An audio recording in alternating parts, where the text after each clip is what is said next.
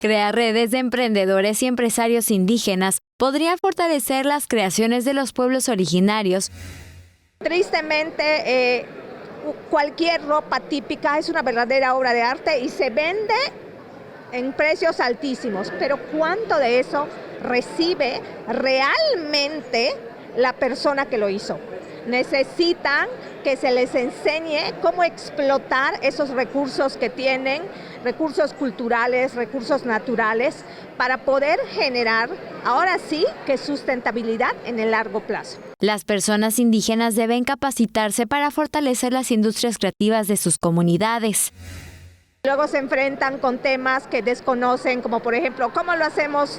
¿Cómo vendemos digital? Ponemos una tienda digital. Se requiere apoyo, consultoría a esos grupos que se están tratando de unir y de promover productos hechos por gente indígena o gente de comunidades rurales y que el beneficio sea para ellos. Es importante revalorizar estos productos, pues no solo traen detrás el trabajo de las manos indígenas, sino el legado cultural de miles de generaciones.